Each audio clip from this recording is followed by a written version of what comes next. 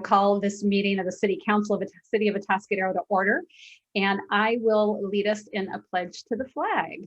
And I'll ask everyone else to mute, and I'll stand up but stop my camera so you're not looking at my belly. I pledge allegiance to the flag of the United States of America and to the republic for which it stands, one nation under God, indivisible, with liberty and justice for all. Thank you. Roll call, please. Councilmember Borbeau. Here. Councilmember Darris. Here. Councilmember Funk. Here. Mayor Pro Tem Newsom. Here. Mayor Moreno. Here. They're all present. Yes, we are. Thank you.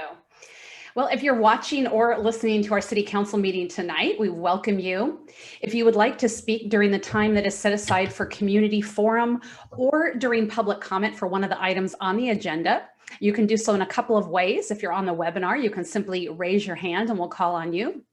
You can also call in, and that phone number is 805-538-2888 to provide public comment via phone. And when you do call, let us know which item you would like to speak on. And once again, that number is 805-538-2888. And with that, I will ask if we have a motion to approve the agenda. So move. Second. Right, I have a motion by Councilmember Funk, a second by Mayor Pro Tem Borbeau, and I'm sorry, Mayor Pro Tem Newsom. We're 3 months in and I'm still getting used to it. And with that, we will waive the reading in full of all ordinances appearing on this agenda, and the titles of the ordinances will be read aloud by the city clerk at the first reading after the motion and before the City Council votes. Roll call, please. Councilmember Funk. Yes. Councilmember Borbeau. Yes. Councilmember Darris. Yes. Mayor Pro Tem Newsom. Yes. Mayor Moreno. Yes, ma'am. Motion passes. Thank you. Moving on to the consent calendar. Our consent calendar contains items that are considered to be routine and non-controversial by city staff, and they can be approved in one motion unless there's a member of the council or the public who wishes to remove an item to comment or ask questions. And with that, I will look to my colleagues to see if there's any member of the council wishing to pull a consent item. Councilmember Funk? I think there was a correction to the minutes that the clerk was going to give us. Laura, is that something that you need to mention? Yes, I will. When you get to staff, I will make my announcement then. Wonderful. Okay. Thank you. All right. Thank you, Councilmember Funk. And seeing none, let's see, I'm moving to the attendees. I'm seeing a Ms. Maggie Payne. Maggie, if you are looking to pull a consent item, that's what I'm thinking you might mean. So let's pull you on. Okay, Maggie put her hand down, so possibly not. Okay, Luke, is there anyone on the phone wishing to pull an item? There is not. And I will ask our city clerk, is there anyone who has emailed in any comments on our consent calendar? No, there has not been any emails. Okay, thank you. And with that, may I have a motion to approve the consent calendar? I'll move approval of the consent calendar.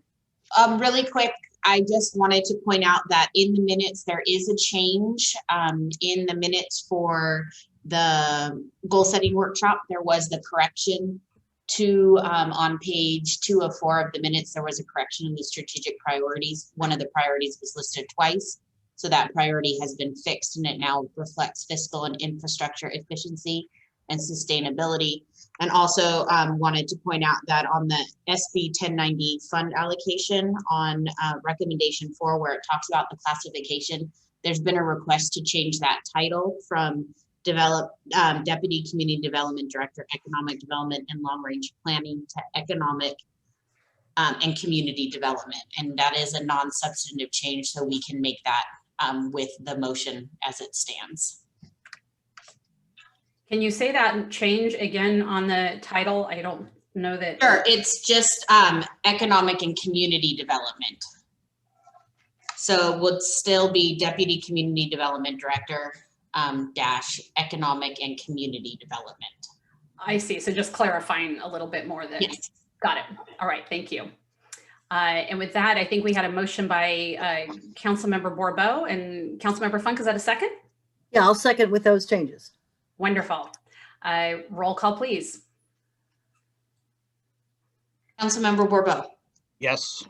Councilmember Funk, Yes. Councilmember Daris, Yes. Mayor Pro Tem Newsom, Yes. Mayor Moreno. Yes, ma'am. Motion passes. Thank you. And now we are on to updates from our city manager. I'll turn it over to Ms. Rickard. Thank you, Mayor Moreno. I want to make sure you guys can see my screen tonight. Yes, we can. All right. I apologize. The first item I want to talk to you about is an upcoming sewer line construction project on the Atascadero Mall. This project will likely begin next week and continue through May, potentially into the first part of June. We'll be boring a new sewer line underneath the highway, and the work will affect traffic on Atascadero Mall. So a work zone will be set up in front of Atascadero Bible Church near the pedestrian tunnel. A temporary detour will route traffic coming from Atascadero Avenue and traveling towards Ardea onto the other side of the center median on Atascadero Mall, temporarily creating two-way traffic on the Echo side of the median. So right now that's one way towards the high school. It will become two-way traffic so you can still get through there. And the side by ABC Church will be one way. It will be in and out, but you can only get to the church. You're not going to be able to get around. Motorists are being encouraged to be sure to pay close attention to the detour and to plan for a little extra time if traveling through the area if necessary. The next one's a good news item, and I want to send out a big thank you and shout out to Kiwanis volunteers. Kiwanis has a graffiti team that for years has been taking the place of Councilmember Borbo, the single man graffiti team that we had in the past, covering up stuff. So I want everybody to join us in thanking the Kiwanis anti-graffiti team, including Bill Marinick, Pat Lynch, Mike Marquez, Dennis Howland, and Bob Friedrichsen for recently abating the graffiti under the bridge and under Highway 101 and helping keeping our city beautiful. They very quickly did an amazing job, and we always appreciate their hard work. And if anyone has an interest in helping Kiwanis with graffiti removal, reach out to the city manager's office or Terry Banish, tbanish at atascadero.org, and we're happy to get you in touch with the graffiti team so you too can help with this very glamorous job. Not very glamorous, very, very much appreciated though. I want to remind everybody, what's that? I was saying it was kind of fun when I did it. Well, there we go. You can't say it was glamorous though, right? No, it was not glamorous. It was not glamorous. And was very much appreciated, still is. We have our affordable housing study session that will be held this Thursday, March 11th at 6 p.m. It will be a virtual meeting, and we'll have a preliminary discussion on the city's affordable housing strategy, looking for goals and objectives of what you want to see out of your affordable housing ordinance, and trying to figure that out. The city currently has an affordable housing policy. We need to update that and adopt an ordinance, and this is when we're strategizing how do we want to make that work. Great news. We were talked about Galaxy Theater last week, and lo and behold, on Friday, Galaxy Theater was able to open. If just like everybody else on the planet, you haven't been out to the movies in a while, now's the time to go. Galaxy Theater is now open for businesses on the weekends, and they begin to add more movies. Their open days and business hours will expand. If you want to check out what's playing, go to visitatascadero.com for the link to Galaxy Theater, or just look up Galaxy Theater Atascadero. It is absolutely fantastic to see them open. And I know Mayor Moreno had the pleasure of going this weekend, so that's pretty exciting that we can do that. Want to tell you about some more exciting news. So Juice Boss Delivers now has an Atascadero store location. Amy Enolander, and I apologize, Amy, I know I probably slaughtered that last name there, who has been a juicer for 35 years, is the owner and manager of Juice Boss. She produces delicious organic juices right here in Atascadero. And Amy's great success with her local juice delivery service and with her sales at Farmers Market resulted in her opening a physical store last November located at 5940 Entrada, right here in the heart of our downtown. The store is usually open Monday through Friday from 10 a.m. to 4 p.m., but she stays open a little later, usually till 5:30 on Wednesday evenings for her Atascadero Farmers Market crowd. She also offers doorbell service starting at 7:30 a.m. Tuesday through Fridays. Just ring the doorbell, they'll open the door, and you will get fresh juice. So Amy's entire selection of organic juices are listed on her website at juicebossdelivers.com. And that's Juice Boss, B-O-S-S.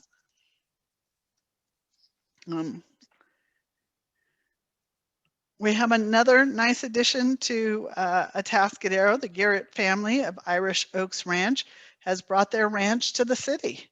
So their new store, the Mercantile, is located at 7425 El Camino Real. At the Mercantile, you can find handmade soaps made specially from the Irish Oaks Ranch and much more. They also feature a variety of other locally grown ranch-made products, including items from Hambly Farms in San Miguel, the Groves on 41 of Atascadero Templeton, and Twisselman Trading Company in Santa Margarita. So welcome to Irish Oaks Ranch Mercantile. Go check out their store. It's wonderful. And then two more fun businesses have opened in town, LouLou Cheese Girl and Clementine Cupcake Company. Both of these new businesses are located at 8793 Plata Lane, Suite C. They've joined forces to share a retail space and are open Friday through Sunday. Information for both of these enterprises can be found online at the LouLou Cheese Girl website, on Facebook, and on Instagram. So lots of nice new businesses moving here to town. It's exciting as we're just starting to open up, having these new places to go. And with that, I'd be happy to answer any questions that council may have. I love all the creative and crafty and quite tasty Yes. that are located here. So that's fabulous. Do we have any questions from the council for the city manager? Councilmember Funk. Can you clarify the probable duration of that sewer repair work that will be complicating traffic around the high school? I will let Nick, if Nick is on, he'll be able to tell you more. It's my understanding it's a 3 to 4 week duration of the project that will probably take place. What did it say? Yeah, it's probably going to be about a month to month and a half duration. So it will go pretty quick, but it will take a couple extra days. We initially were planning on having it poured from the other side on La Plaza, but it got way too tight between the La Plaza and our Park Plaza construction. There was no room. So we actually, our contractor, Rob Reynolds, was great and was able to make some adjustments, but it will take a couple extra days doing it on the other side. But we're hoping if we start next week, that would put it, probably to the end of April or into May, maybe early May. So, but the good news is we can have 2 lanes of traffic going through there and should all be good. Great, thank you. And then after this work is done, am I correct in understanding that the old sewer line will be available for use as conduit if we had somebody wanting to run, say, fiber optic cable through there? Right, so the old sewer line, which will be abandoned in place, Caltrans is making us fill it, so it's not a void or something that could make, a sinkhole up above on 101. But we will pull some conduits through it for some ducts, and then those will be kind of cemented in place, and we'll be able to use those for fiber optics or whatever else we need. Okay, thank you. Sure. Any other questions? Seeing none, thank you very much, Ms. Rickard. And with that, we will move on to Community Forum. Community Forum is reserved for persons who want to address the council on any matter that is not on our agenda this evening and over which we have jurisdiction. Speakers are limited to 3 minutes. We ask that you would state your name for the record before making your comments, and a maximum of 30 minutes will be allowed for Community Forum this evening. We will have a timer running, so you'll be able to see your time if you're on the webinar. And with that, I will look to hands raised by attendees to speak on any item not on our agenda this evening. All right, I see Ms. Payne up first.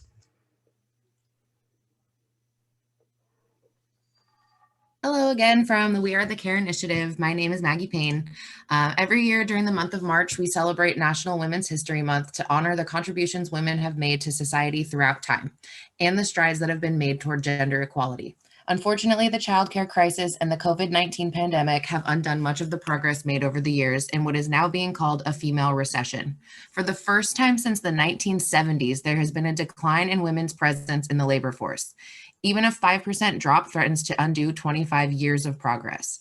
This recession is due to income inequality that persists to this day between men and women and the strains the pandemic has placed on families. Men are still more typically the breadwinners. When a choice needs to be made of who will sacrifice their career to either stay home with the children due to a lack of childcare or work from home, mothers are more likely to step out of their jobs to support their family's current needs. Attempting to work from home while trying to care for young children or older children who are distance learning is nearly impossible. So the resulting career loss can be devastating.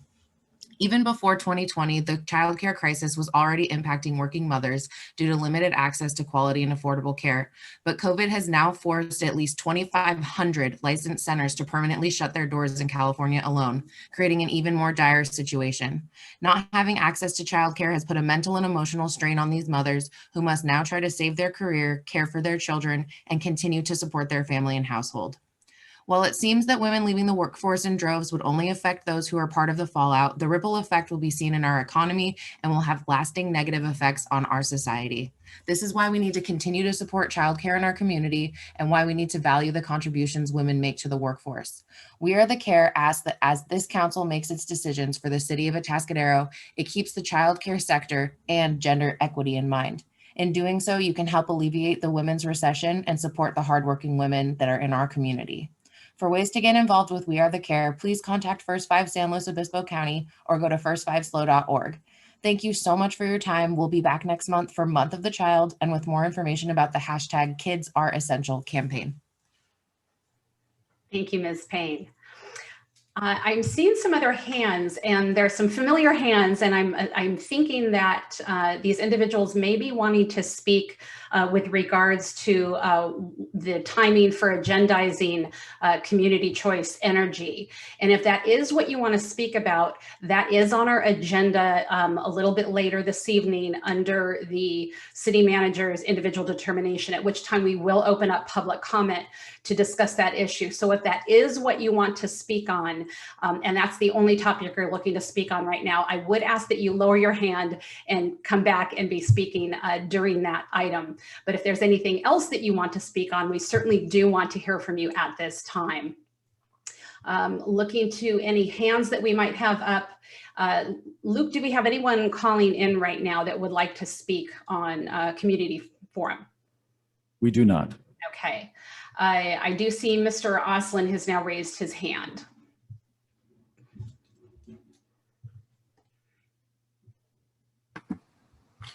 Good evening, Council. A couple things. Your last council meeting, you had a lot of ordinance changes through the planning department and Phil's office. And there's a couple of items that I'm still concerned about.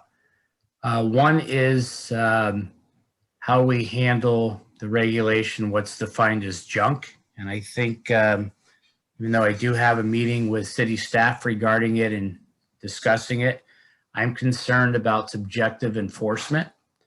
And I think our council needs to revisit this as you drive around town. There are spots that definitely have problems. And then there's spots that I might even be in a violation on the 200 square feet area, even though it's not junk. I'm just not sure of the determination there. And I have taken some photos around town.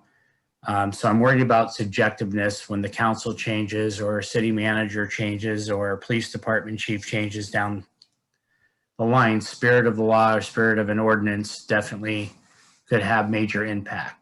Secondly, I also think we need to come back and look at the sound wall and the barrier of downstream retaining walls, if you will, because I think it also affects some people upstream depending on what's happening. I'm seeing development in our city, which is great, but I don't think it affects downstream. I think it affects upstream.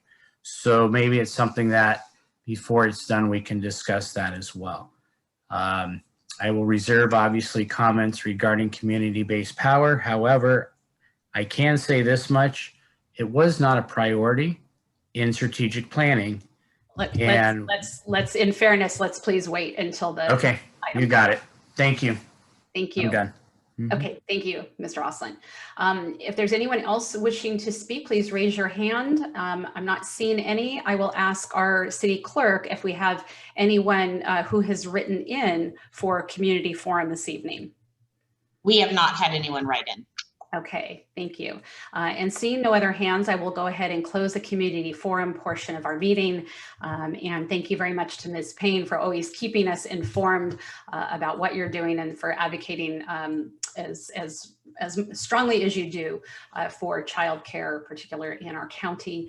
And to Mr. Oslin, you say you're getting together with city staff, so let's start there to see if we can get your questions answered and any concerns addressed. And with that, we will move on to our public hearing. First one, or the only one tonight, is item B1, the 2021 Community Development Block Grant Funding Recommendations. And I will start by asking if, since our last meeting, if there's any ex parte. Am I seeing any ex parte? Okay, I'm seeing no ex parte from any council members. I have none myself. And so I will hand this over to Mr. Nick DeBar, our Public Works Director. Thank you, Mayor Moreno. Good evening, City Council. Tonight's item, actually, I don't have a presentation because I'm hoping it'll be pretty quick. We actually had a public hearing back on December 8th, where the City Council deliberated distribution of the 2021 CDBG funds. And we received 9 applications. The council looked at all of those. We had a lively discussion on it. And tonight we're just bringing back the final recommendations. So the county still doesn't have the final numbers, but they happy to report the ones that, as you remember, there's an $8,000 threshold for all of these to be able to be viable option. ECHO has other monies from Paso Robles and some other places, so they meet that threshold. CASA also, they're the one, they actually have funding from SLO, Paso Robles, and us, and $2,500 apiece, but the county, as I mentioned in the staff report, will make sure that they hit that 8,000 threshold. And then 5 cities also received quite a bit amount, over 38,000 from some other cities. So really tonight, staff is just looking for consensus by the council that your draft recommendations from December are still viable. And if so, we will send those on to the county, and then any final numbers we will appropriate proportionally to all of these once those come in. So I guess with that, Mayor, I can turn it back to you and see if you have any questions. Thank you, Director. And I do understand that Ms. Tardif with CASA is on the line tonight on our webinar. Would like to bring her on because I know that was a question that a particular note that Councilmember Barbeau had brought up to have a better understanding of where those funds would be directed. And so if we could bring her on. Good evening. Thank you for having me. I appreciate the chance to speak. Thank you, City Council and staff. Yes, I think I'm only here to answer, I guess, exactly where the money will go to, because you've already reviewed our application and had staff recommendations. Our work with children is done primarily by volunteers, and but the staff do case management. So this would be allocated to pay. We have an Atascadero office, and we have 2 advocate supervisors in there, and the staff provide direct services to children in the form of they go to court, they attend IEPs. Mr. Bourbeau, is that the kind of thing that you were asking about? Well, actually, having been a CASA, I kind of my questions actually pertain to five cities homeless coalition, just ensuring that they actually had an activity in Atascadero. I knew that, CASA has an activity and works with Atascadero youth. Yeah, my question pertained more to 5 cities. Okay, well, thank you. I appreciate the recommendation for funding. I was also going to inform you that when we applied, this was our first time. We didn't know about this $8,000 threshold, and so came up with the 7,500, and we're hoping that and one of the cities would put in the other 500. But I hear from Mr. DeBar that the county has said that they would make up the rest of that amount. And so we're very pleased, and just want to say thank you for your support. Thank you, Ms. Tardif. And yes, Councilmember Bourbeau, I thought you had specifically called that out at the last meeting. So I think several of us had thought that. And so anyway, we got some extra information, so that never hurts. Thank you for being here this evening. You're welcome. Thanks for having me. And so I will look to my colleagues and ask if there are any questions of staff before we go to public comment. Yes, Councilmember Funk. Not a question, but I could, may I address Councilmember Bourbeau's question? That through my work on the representing our city on the Homeless Services Oversight Council, I'm familiar that 5 Cities Homeless Coalition does a lot of the rapid rehousing work throughout the county, and has definitely served Atascadero residents and will continue to do so. They often work in partnership with ECHO, as ECHO's got somebody that maybe is ready to get housed but needs a little help on the security deposit or something, that kind of thing. That's where they work with 5 Cities. All right, thank you. Yeah, that's what I was interested in hearing. Thank you. And just to let the public know, as our director said, we went through a lengthy process in December. And as you might expect, there is always more need than there is money. And so we go through the process of doing the best we can to discern where to allocate that best for our city and for the needs that we have. So with that, we will go ahead and open it up to public comment. I will look to the hands to see if there's anyone in the webinar that would wish to speak. Luke, is there anyone on the phone? There is not. And I will ask our city clerk if there is anybody who has written in on this item. No, we have not received any emails. Okay, seeing no hands, no one writing in, we will go ahead and bring that back to council and look for a motion. I'll move we approve staff's recommendation for the distribution of CDBG funds. Second. We have a motion by Councilmember Bourbeau and a second by Mayor Pro Tem Newsom. Roll call, please. Councilmember Bourbeau? Yes. Councilmember Daris? Yes. Councilmember Funk? Mayor Pro Tem Newsom? Yes. And Mayor Moreno? Yes, ma'am. Motion passes. Thank you. And with that, I forgot to unmute myself, but that was and with that, we'll move on to management reports. We have one this evening, and that is a review of public input on D20 and other priorities. And I will turn this over to our Administrative Services Director, Ms. Jerry Rangel. Actually, Mayor, I'm going to be giving the presentation tonight. Yes. So fantastic. Hopefully you can see the screen. Yes, we can. Okay. So this is meeting number 12 out of our 20 meetings that we're going to have specifically dedicated to adopting a budget, including a budget for D20 funds this June. It is intended to be a recap of the information from your February 19th and 20 goal setting session, reviewing some of the information that was presented to the council and reviewing the high level priorities that were determined by the council, and then just going over next steps. So as I said, this is meeting number 12. We started with a council kickoff session on January 12th. We held 9 study sessions from January 14th through February 6th.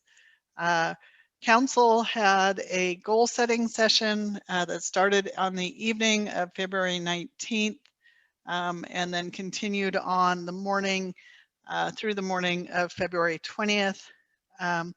Tonight, we will be reviewing that goal setting session. For those that could not attend, want to know what are the high level goals that the council is asking staff to pursue. From there, we're going to bring back a detailed action plan on April 27th, and I'll talk about that a little bit later. We will have finance committees, a total of 6 finance committees that we highly encourage the public to attend. And then finally, we will come back with the budget on June 8th. What goes into developing the budget and the public input? Obviously, for Measure D20, we started with talk on the block. We did a survey of likely voters or registered voters that was statistically valid to get a pulse of what was important to the community and whether they wanted to consider a sales tax measure to actually achieve some of those things. Obviously, a lot of people come to public comment like they are tonight. The council receives regular emails, as does city staff. We have discussions with people. All of the council members, all of the staff members are members of the community, and we certainly have a lot of discussions about what people want to see and where they want to go. We had the video that staff presented and staff discussions both amongst ourselves and in public settings like this with the council, as well as my one-on-one meetings. And then of course the most important ones are the study sessions themselves and the last 9 study sessions. So lots and lots of public input. For the study sessions, we had 135 overall participants. The majority of those participants were able to dedicate the full hour and a half. They were very lively sometimes and very productive, and most of the time very positive 1.5 hour sessions where we took a lot of time really trying to understand and make sure that everybody was engaged and able to submit their point of views. We had 6 questions that we asked each of the participants in a brainstorming small group setting. And there are 150 pages of responses. Those are the actual notes that we took on screen during those breakout sessions. And those are available on the city website. So down on the right-hand corner on the main page, you'll see Measure D20 sales tax, frequently asked questions.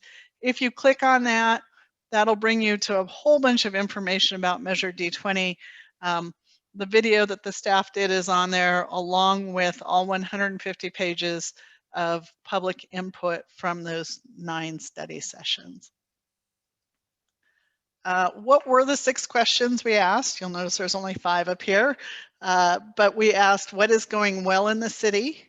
We asked what things big and small would make Atascadero better. Got a variety of answer to both of those. We asked, the city has promised to spend some of these funds on expenses that have been put off a long time.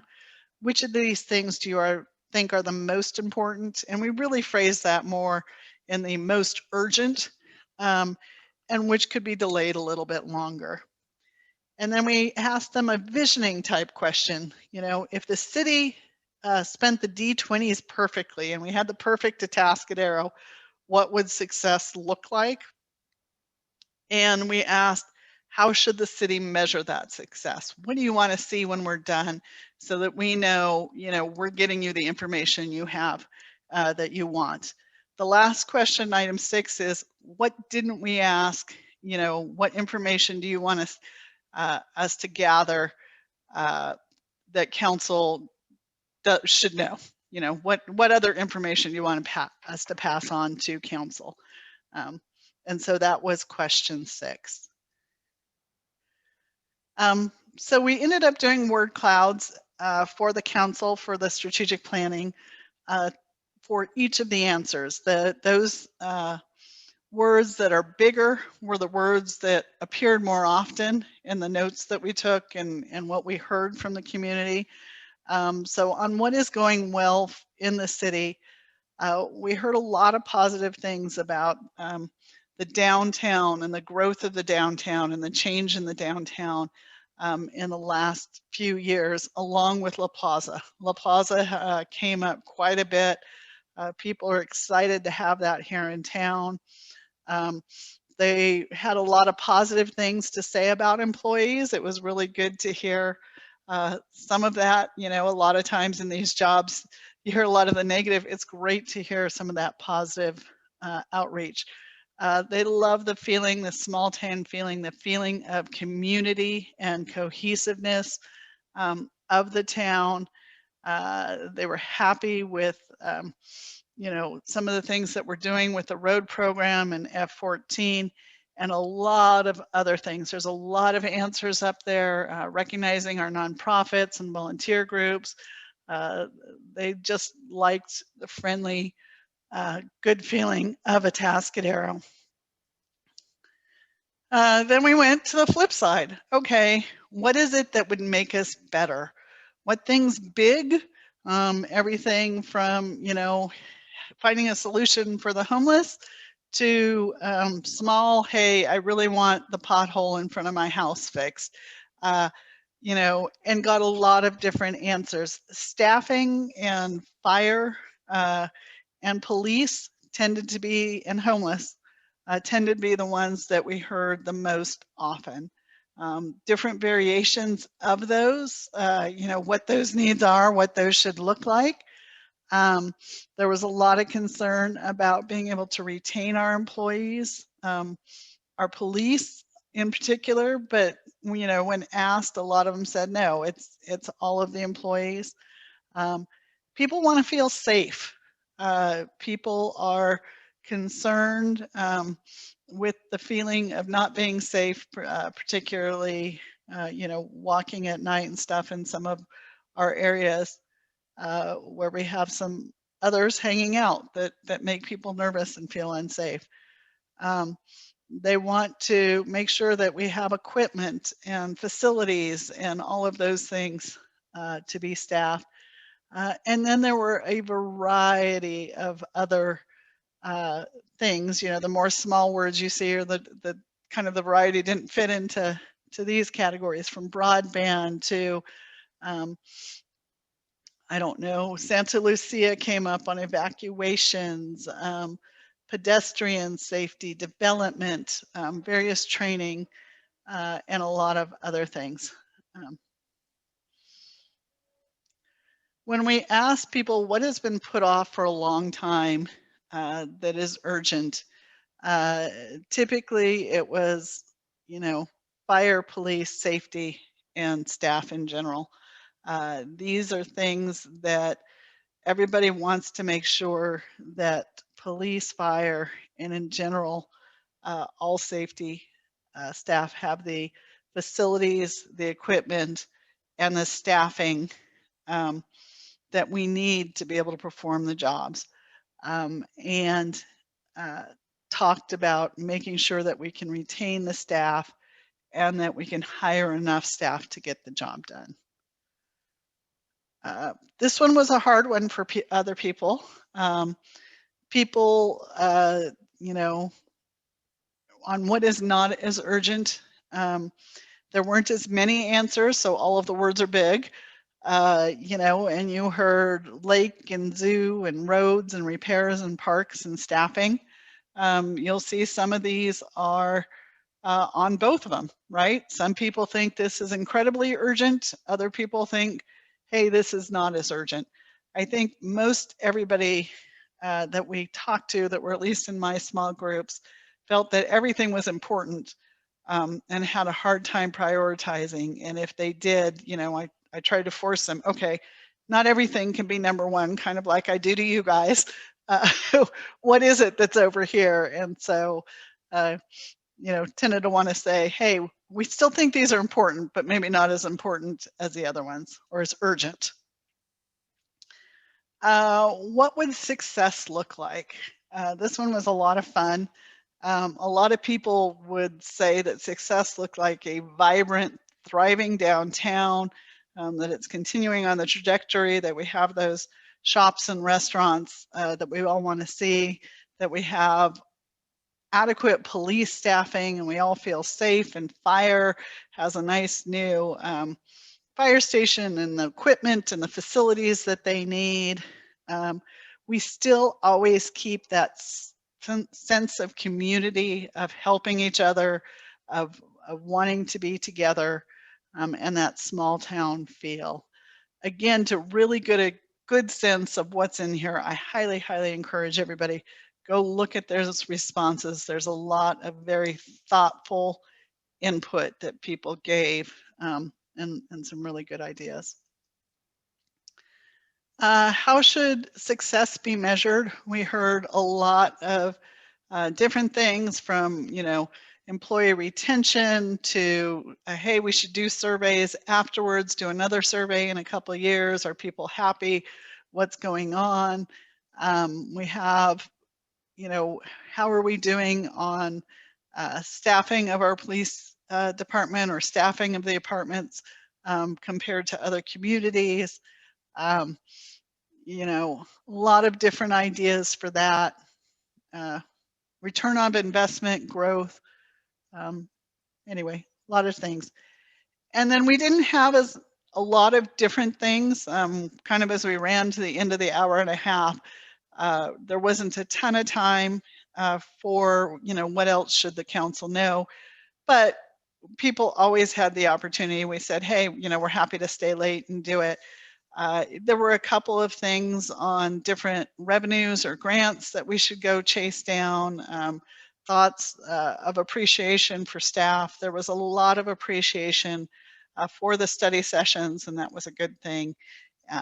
And so overall, it was a very productive 9 study sessions, I thought.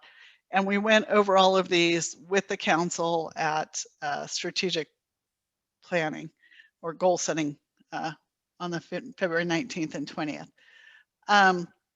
What we also did on the 19th and 20th is we had some facilitators, and they had gone through all of that public input from those 9 study sessions, along with interviewing the council members and interviewing the department head team on things that are very important, and came up with about 60 different recurring themes in there. And from those 60 recurring theme, council then broke those items into 4 focus areas. You said, okay, these 60 themes can really be broken out into 4. And for those 4 focus areas, we broke into small groups. So we broke into 2 groups at a time. Each group took a different theme, and we defined the theme and discussed the focus areas in that. So what were those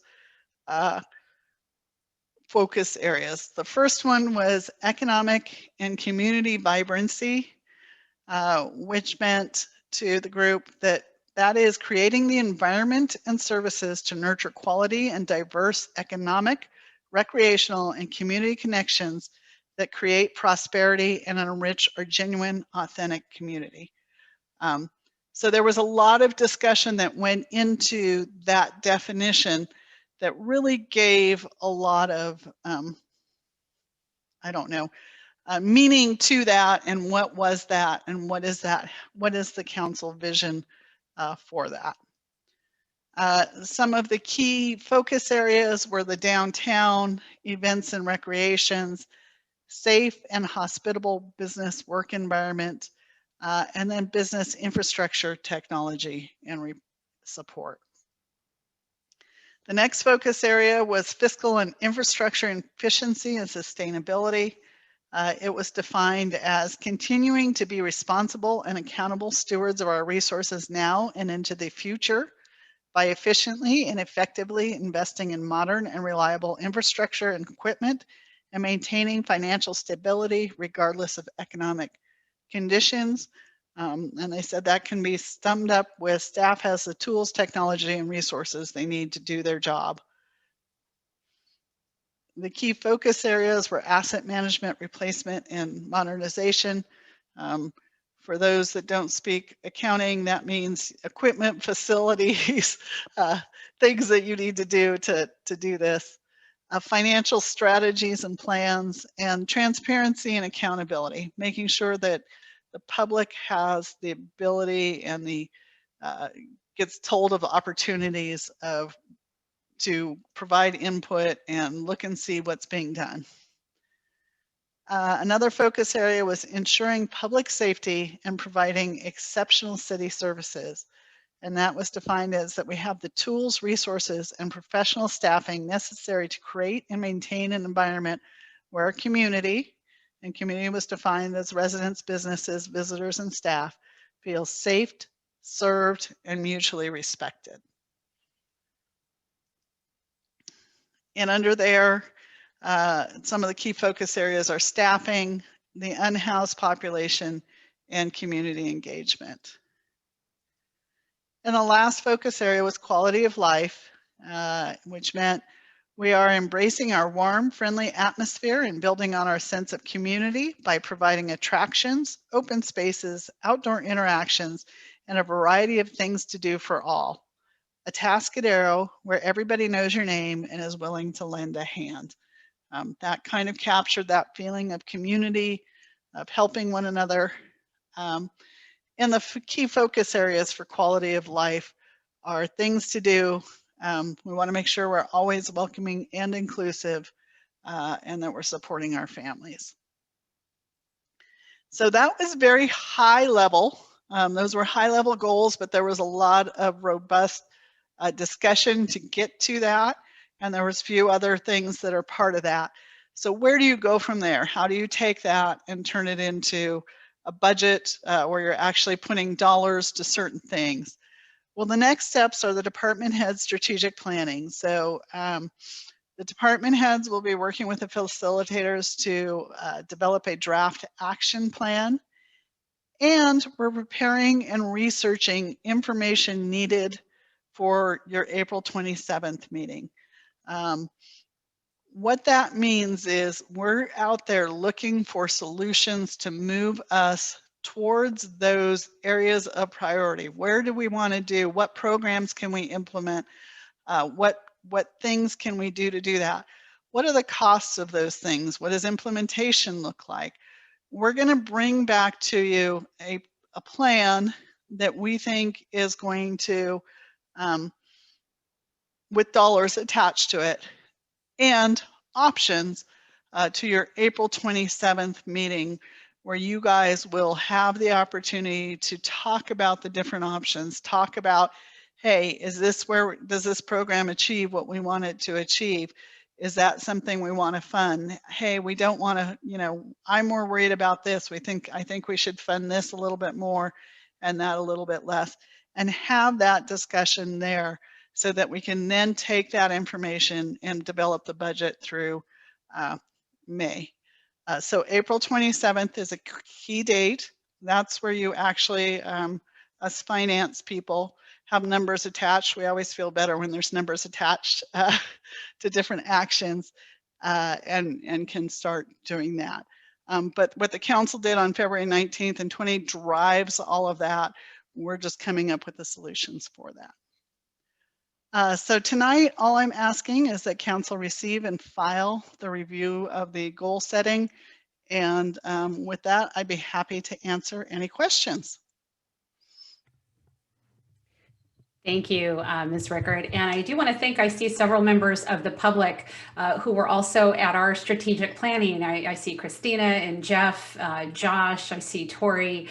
So several of you were involved in that. So if you saw the city manager go over those 4 areas and how we describe and define what those areas are and those like the real key components to it, that was council along with staff, along with the public, pulling this together, of course, using the D20 input. And so we had a really, I think, quite enjoyable time doing that. It was a much better process over Zoom than most of us could have imagined it being. And we had some very good facilitators who helped with that. And I imagine they will be a tremendous help to staff as we move forward. And so this is really the time that we wanted to, the purpose of this meeting is really for those of you that have been involved throughout the process, but maybe you haven't seen the final, I'm not going to say the final outcome, just sort of the high level strategy of it. And before staff delves into the details, we wanted to show this and make sure the public is aware of the direction that we're going. And if council has any questions, of course, regarding what we've put here, we really won't have many because we were at a big hand in putting this together. But I will open it up to council questions and then we will go to the public. So are there any of my colleagues who have a question? Yes, fantastic. Councilmember Funk. Of course I will have a question, but just one. One of the things that we went over during the session in looking at mapping out some of the priorities is that we identified some of these as Measure D20 funding priorities and other things as other priorities for the city. Could you talk a little bit more about that and clarify how that distinction is being used so that our folks who are looking for, what are we going to do with that D20 money in particular, know how that's flowing through the process? Absolutely. And obviously we're going to go through that a lot more at the April 27th meeting. We'll be focused primarily on D20 during that meeting and the dollars that are attached. I don't have the focus areas or the prioritization in front of me right this moment, but for the most part, the prioritization of the D20 funds were those things such as police staffing, fire, facilities, things, infrastructure, those things that kind of have been identified and talked about in the past. Some more of those quality of life things, some more of those economic development things may still have been a high priority of the council, but were not necessarily a Measure D20 priority. And so again, April 27th, we'll have a lot more. I'll actually have the report from the facilitators and have a lot more detail behind that. Great, thank you. And that's the meeting we're all going to geek out on because we get to see the details and the numbers. I know. Well, I'm not seeing any other questions. And so I will go ahead and open up to public comment. If there is anybody on the webinar this evening who would like to address the council on this item, or if we have any callers, we'll ask Luke if we have any callers on the line. We do not. Okay. Anyone here in the webinar who would like to comment on this item? I see Mr. Oslin's hand.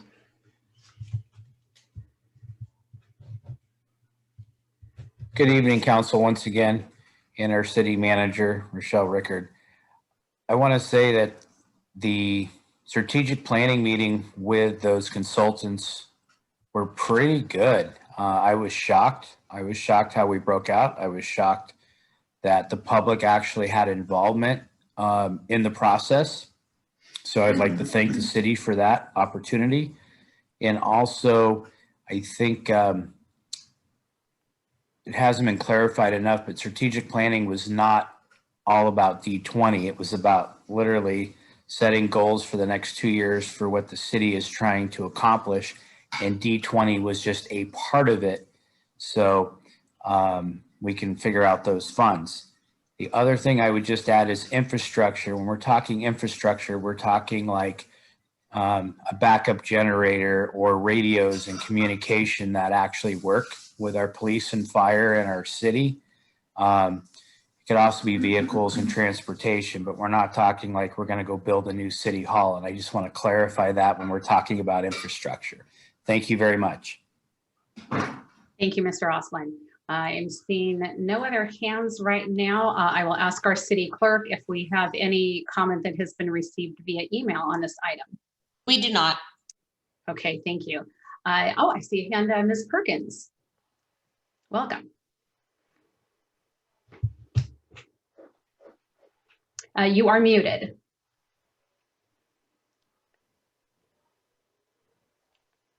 Ms. Perkins, you're muted. I don't know if you can hear me or not, but we cannot hear you.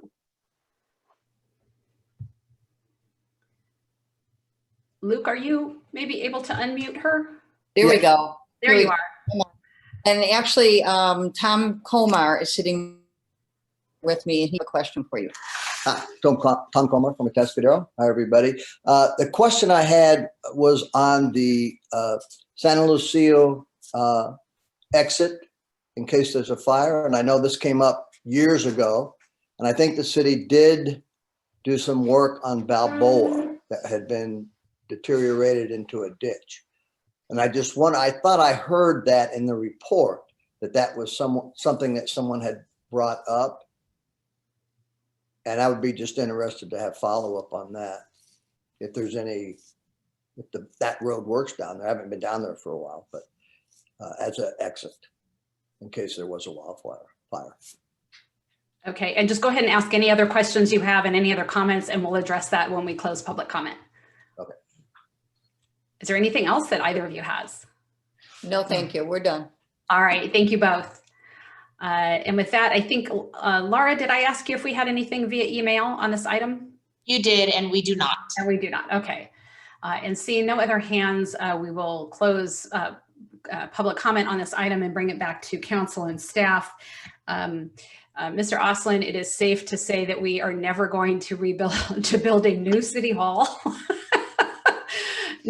Updated fire station maybe, but not a new city hall. So thank you, both you and Councilmember Funk, for clarifying that for the public. We're kind of in it and we know what we're talking about, but Mr. Osland's right. Every 2 years, this is something the council does. When you have a new council that is sworn in and you're ready to start a new budget cycle, we go through what are the key priorities, and we can only have a small number of them, and then focus on those. What does that look like? Defining that. Staff goes away, and figures it all out, comes back with the magic, and we move forward in the budget cycle. This year, D20 is added into that. So those they complement each other and they sit side by side, yet we do need to, continually, kind of make it clear that these are two separate things, but yet they do go together. So thank you both for that. And I would ask staff, maybe someone could answer Mr. Komar's question with regards to Santa Lucia exit in case of fire. Yes, I can answer that. So Santa Lucia exit, we are working on replacing the Santa Lucia bridge that's there near Llano. It's on Santa Lucia. We have, as you know, a few weeks ago, you had some right-of-way purchases and agreements that we had to execute. We are in the process of doing that. We still have a couple of more pieces of property that we do need to secure contracts on in order to do that project. The project has been through some design phases. As part of that project, we will also be repairing the small bridge that's on the end of Llano there that allows you to get over to Balboa. I will also tell you that as far as Balboa, while it's certainly not a road that one should be using other than in an emergency, the fire chief in Public Works and I drove it last winter, and the fire chief and I were talking, and they just drove it the other day. We do check it to make sure that it is passable in an emergency. And so we continue to look at that. The fire chief has also looked at some other exit routes out of there, including going out through the ranch there at the end of Santa Lucia. And there is another emergency exit road that goes right through people's property that is out there and that can also be used in emergency. So we continue to look for ways to maximize potential evacuation routes. And that's in addition to all the work that we are doing with Zone Haven, where we're actually running scenarios and traffic models on that. Wonderful. And as we get that information about those alternative routes, we're sharing that with the neighbors in that area. Yes, we went through, they did a drive-through through the ranch with some of the neighbors, so everybody knew which way to get that. For the neighbors that the evacuation route is actually going through their yard, we're still working with them because obviously they don't want people saying, oh, let me go try this evacuation route and driving through their yards, potentially causing damage. But certainly in an emergency, they were very receptive to people being able to do that. So wonderful. Thank you. See that Atascadero, where everyone knows your name, is willing to lend a hand. So perfect. Thank you very much. All right. And with that, I'll bring it back to council. We don't need a motion on this item, but are there any comments or anything further any council members would like to offer? All right. Councilmember Funk. I just would like to thank all the members of the staff who got in there and typed notes and facilitated conversations and made themselves available to a host of questions that people brought up in these sessions. I attended several of the sessions and was really impressed with the quality of the interaction. And I want to thank Rochelle and all the staff for the extra effort that it took to set aside that time so that our public can be really well engaged. Yes, well said. All right, with that, we will go ahead and move on to our discussion item D1 or D1 and 2. I don't know why I made that, but we have typically for the last year now, 1 year almost, I think it was actually a year ago, this meeting was our last meeting in City Hall until we tried to have one kind of middle of the way and we're wearing masks and it wasn't pretty and we stopped doing that. So marks just about a year, but we put this on the agenda just so if there's any updates, anything that we need to be talking about. Of course, the good news we know is that we're in the red tier now.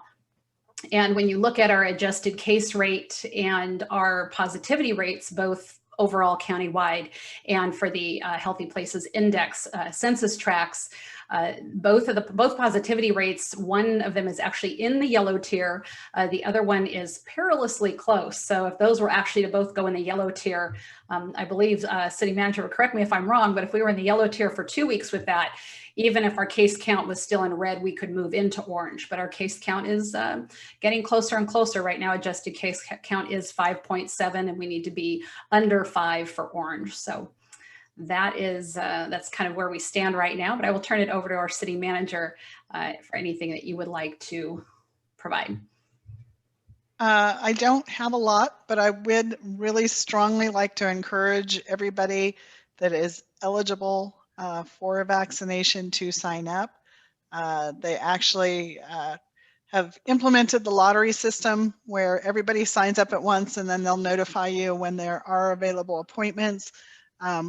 They have had problems getting people signing up for that lottery system and thus have had, available appointments. I think as of yesterday, we're still looking for people for this week. So 65 or older or one of the other eligible groups, please sign up now. There are appointments and we want to get everybody through as quickly as possible.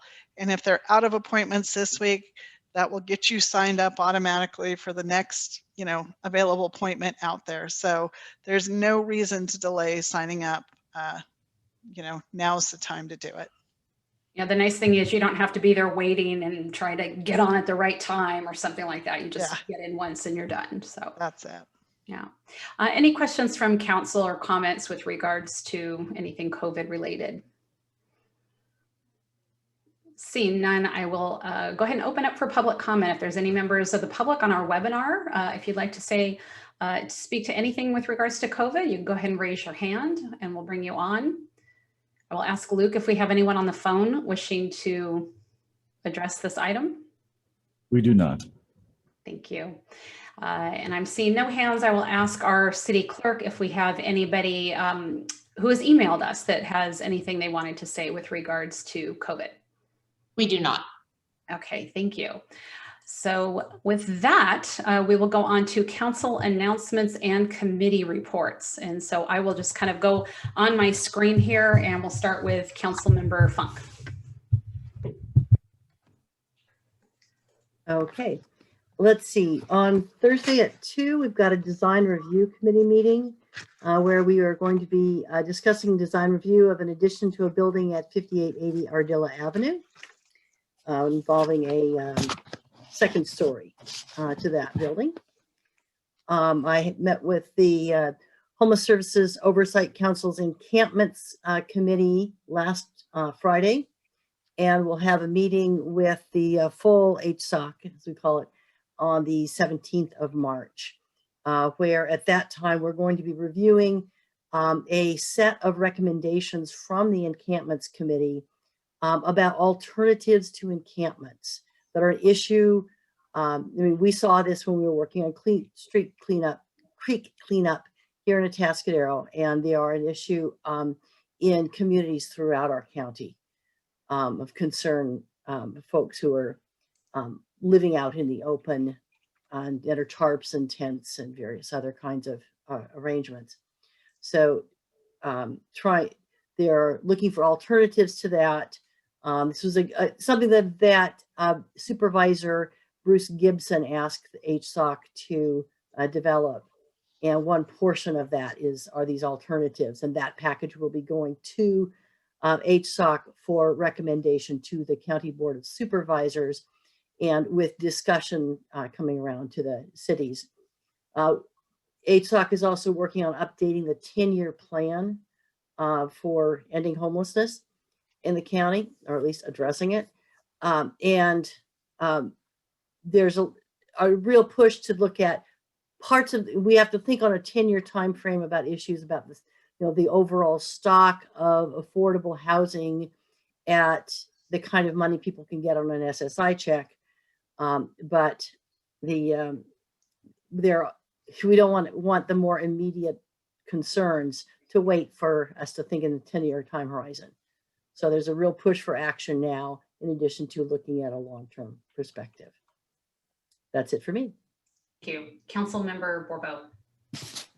Yes, tomorrow the Water Resources Advisory Committee meeting has been canceled, which is good because I'll be on a long Integrated Waste Management Authority meeting where the primary item of discussion will be the first reading of an ordinance that would rescind polystyrene ordinance that was passed in 2019 and whose implementation was suspended due to COVID last April.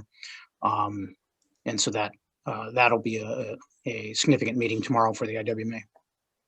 Thank you. And Councilmember Darris. I have no reports. Thank you. Mayor Pro Tem Newsom. We have a design review committee, as Councilmember Funk said, tomorrow, and nothing else to report. Thank you. I had a Regional Transit Authority meeting last week. Nothing of real significance. The bus maintenance facility continues to be underway and should be finished a year from February, so less than a year to go. So good news on that front. We had our Economic Vitality Corporation meeting, and it was officially the last meeting.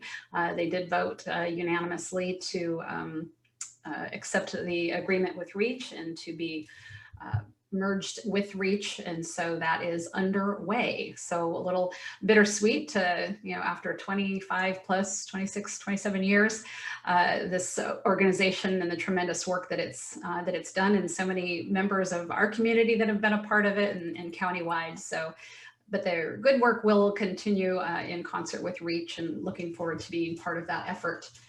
And on March 19th, we will be hosting via Zoom, but hosting the countywide mayor's meeting, and looking forward to having Chief Bryson talk about Zone Haven, the Know Your Zone. And I know that he has been in communication with the other fire chiefs, and I think countywide, they're really excited about the possibility and looking for funding sources. And so I thought it would really be good for the mayors to see what the potential is, especially if we're all able to work together, which I think would be pretty amazing.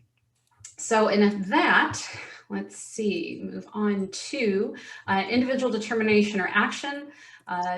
We've got the city manager one. Before that, I will ask if there are any other individual determinations or actions before we get to the one from the city manager.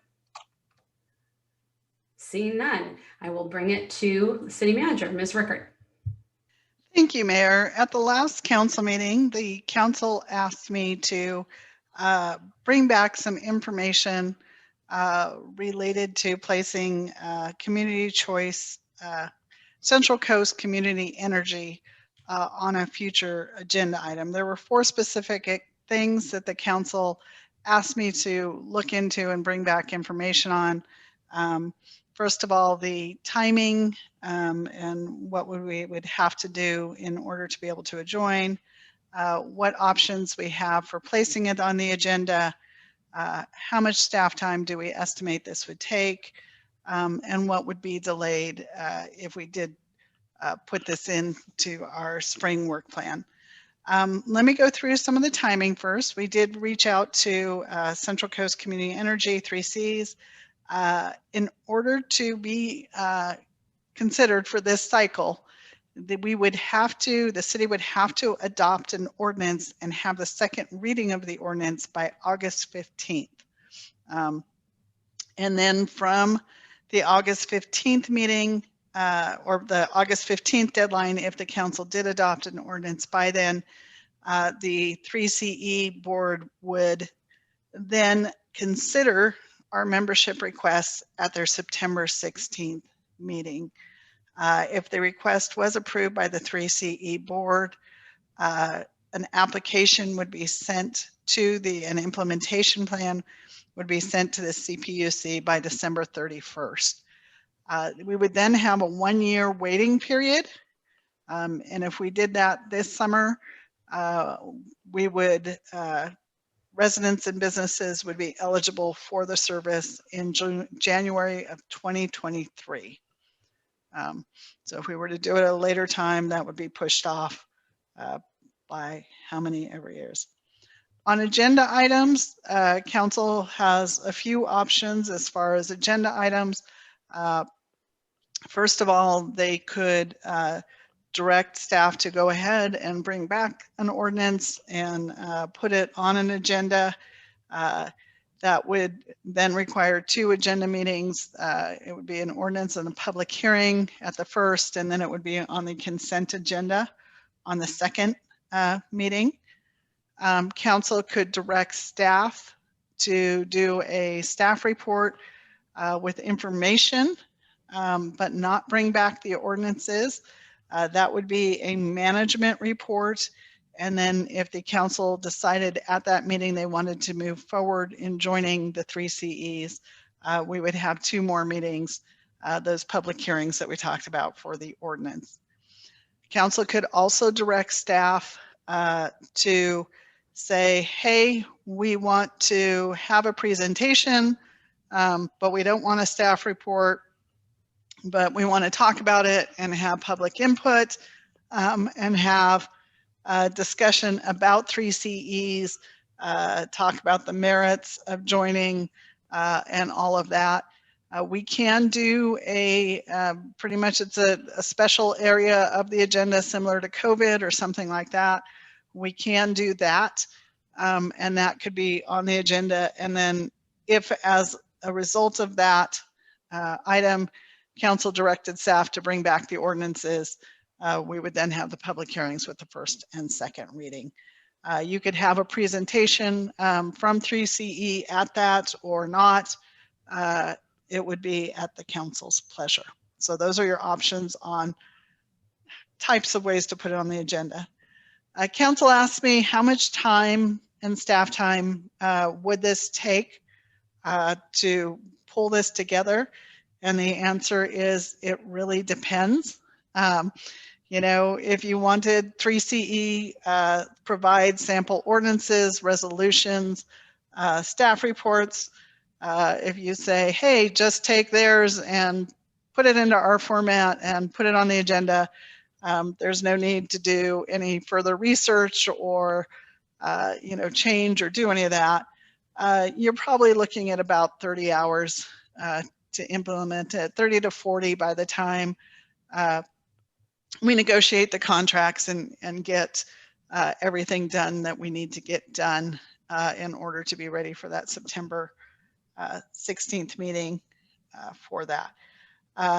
Obviously, anything on top of that, typically staff would not just take, you know, 3CE staff report. There would be some additional research involved. It would depend on what you guys wanted to see, whether it was, you know, simply verifying the things in the staff report, whether you wanted us to look at the policies and what's been going on with that, whether you want to research the legalities of, you know, hey, what responsibility does the city have for assets and liabilities if the JPA fails? If you want us to research what are other cities, what other options do cities consider, you know, and what maybe some experience of people that have been in CCEs, community choice programs for a longer period, what have that had? All of that type of stuff would be on top of that 30 to 40 base hours. And it really just depends on what it is the council would like to see. And the last thing on, you know, we have a very stretched staff and a full work program ahead of us. So as you try and insert those hours, whatever that number may be, by default, something is going to be put off. We're just not at the place where we can just add those hours to a staff that is already working a lot of hours. You know, some of the things that we're working on right now, you know, budget action plan, D20, D20 reporting and transparency, implementation, you know, those could be put off, but not very easily, right? You'd still have to adopt a budget by July 1st, or at least a working budget and those types of things. There are some things that we are working on that have contractual deadlines. So we can't really put some of those things off, whether there be service fee updates, some of our grant programs you have to get done by a certain time, things like the traffic way sidewalk project. You know, that's going on right now. You can't just say, hey, stop, I need to find 40 hours to do this. There are some things that have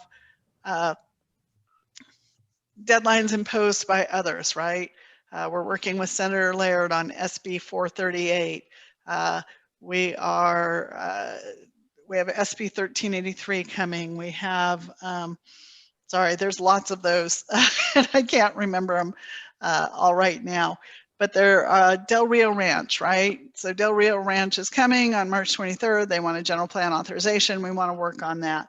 La Plaza is going on. You know, pickleball. There's a lot of things coming that we're just going to work on because there's others pushing us to do that and get it in time.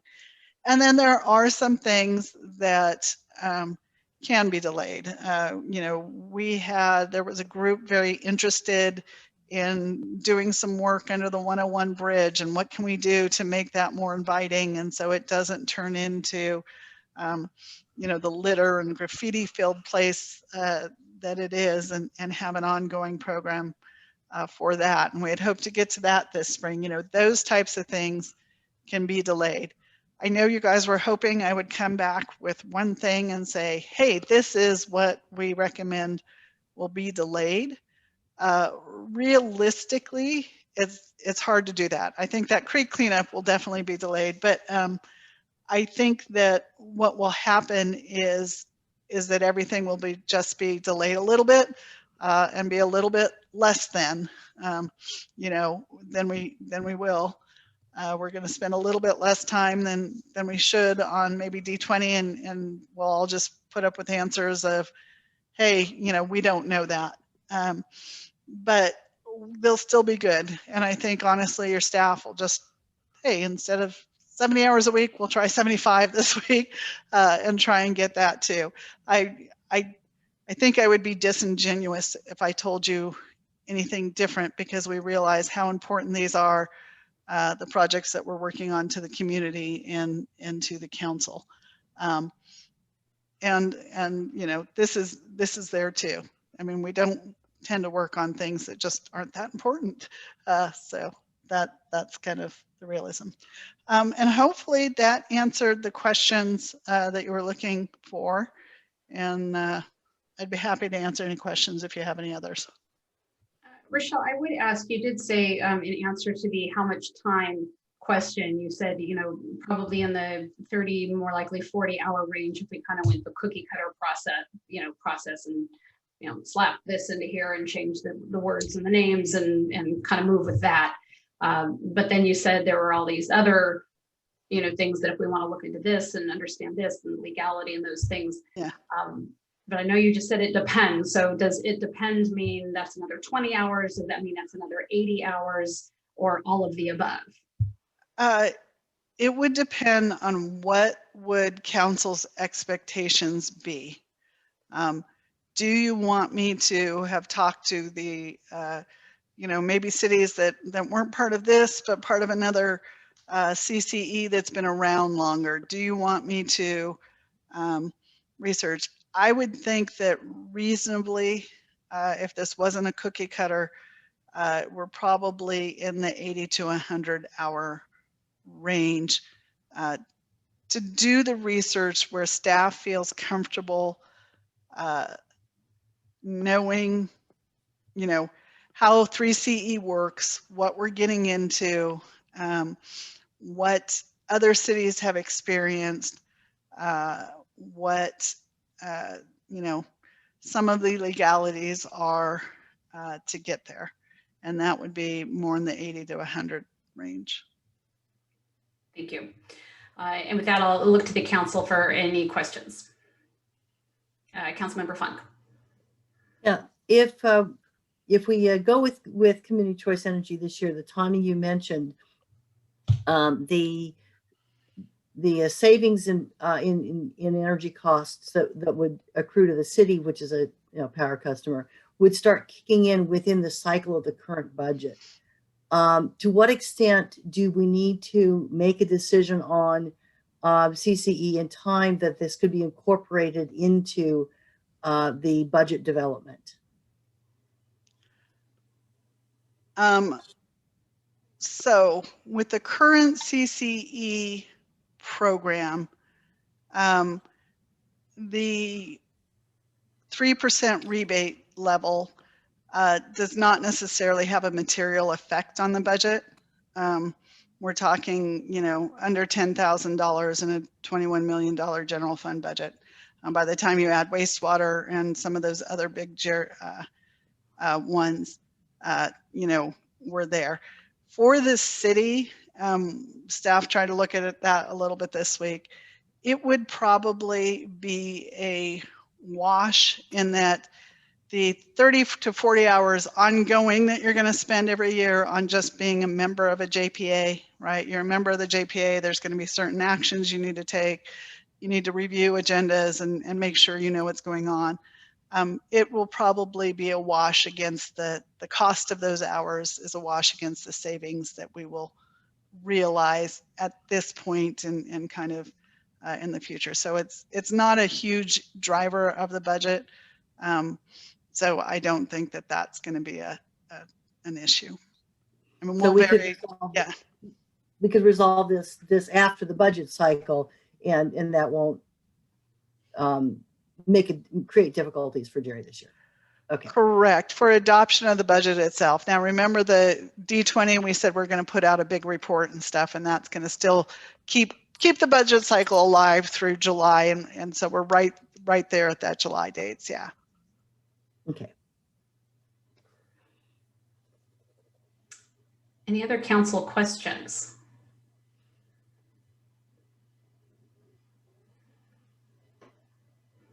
If I don't see any other council questions, I'm going to go to the public. Any council questions? Seeing none, I will go ahead and open up public comment, and I will look to the hands of the webinar attendees, and we will start with Mr. Wyman. And Mr. Wyman, you are muted. Okay, can you hear me now? Yes, we can. All right, so good evening, Mayor and Council. My name is Ray Wyman. And regarding 3C and the staff time, I don't want your staff to spend 75 hours doing this. But if the time comes when they are asked to look into 3CE, I urge very strongly they first contact cities like Atascadero, who are already familiar with this topic.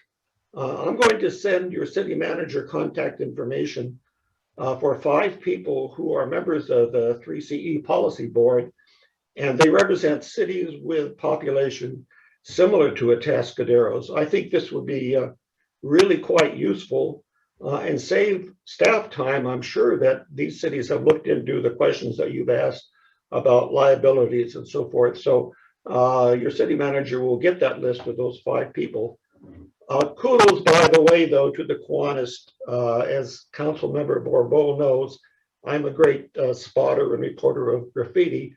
So I'll continue to keep my eyes open. So thank you for letting me comment. Thank you, sir. And thank you for keeping those eyes open. And next I see Mr. Cook. And I show you're muted, Mr. Cook. Okay. Now There you you go.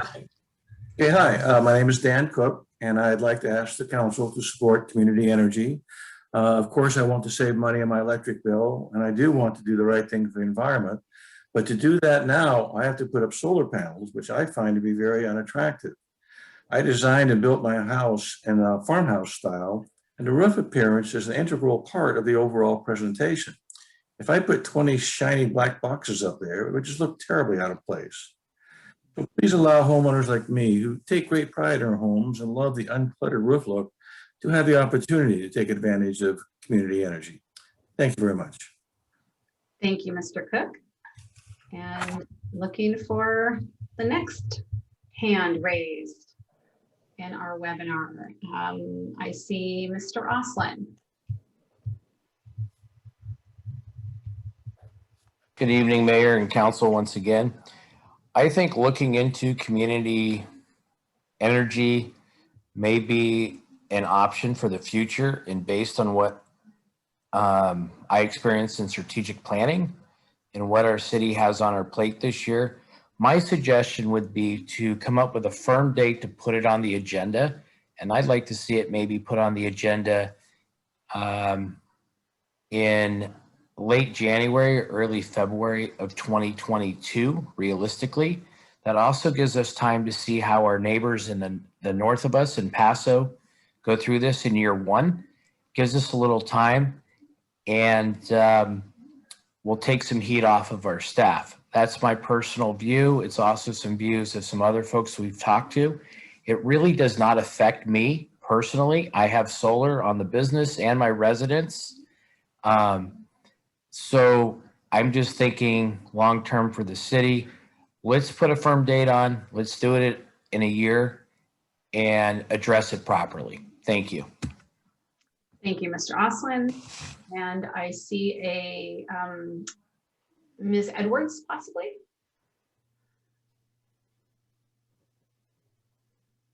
You are muted. There you go.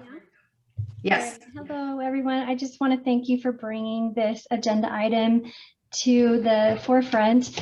I'm a big supporter of clean energy, and I think that this is a forward move for our city. You know, everybody teases us for being podunk Atascadero, and I think this is a very forward move, and I support it wholeheartedly. Thank you. Thank you, Ms. Edwards. And looking to any other hands that might be raised. Luke, do we have any callers on the line that would like to speak? We do not. All right. Any other hands? Seeing none, I will ask our city clerk if we have any public comment on this item to be read into the record. We do have a handful of emails to read. The first one is from Margie Bauer. Atascadero has been making great progress over the last decade or so. We still have work to do, and I appreciate that the council is not resting, but continuing to find ways to improve. Instead of discussing again changing to an alternate energy supply company, we have more important problems on our plate that need to be addressed. Our police department is understaffed. Slow city police officers are paid 30% more than our officers. Our fire trucks are old and need replacing, and the fire stations are also in need of repair. Prioritize council time to immediate needs. The jury is still out on 3CE. Push that experiment to the back burner. The next one is from Juanita McDaniel. I give you council members a lot of credit for being able to sit through these long meetings and then attend on your own time more county meetings. Please remember to prioritize our immediate concerns and problems. Don't waste your valuable time on areas where we don't have a problem, like PG&E. An alternate company was already discussed, researched, and it was decided that we are good. Move on to more pressing items. The next one is from Kathleen Goebel. 1 year ago, a friend of mine was looking for a rental house within Atascadero city limits. She wanted to move back to where she was born and raised. However, finding an affordable place that would accommodate her and her small dog took 3 months. Unfortunately, I have heard of it taking others longer to find affordable housing in Atascadero, and I know some who are still looking. The city council needs to find a solution to the affordable housing issue in Atascadero first. Residents cannot afford higher utility bills. I urge the city council not to consider agendizing Central Coast Community Energy. The next email is from Susie Anderson. Our city has done a great job on being open to new ideas and finding creative ways of solving problematic conditions. But we also don't need to continually revisit agenda items that were already thoroughly discussed, like Monterey Power, which evidently wasn't well received because they've already changed their name to 3CE.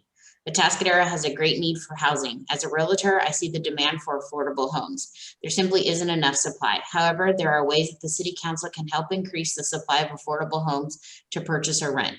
Let's stick with the right decision by the council to move on to other issues, continue to use PG&E, who is using more and more green sources, and work on things that actually need fixing, like the availability of affordable housing.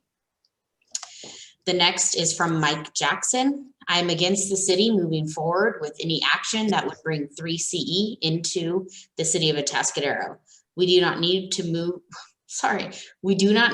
forward on this. We need to watch and analyze the results of other cities that have joined 3CE. There is no rush to move forward on joining 3CE. The next is from Niall Ketcherside.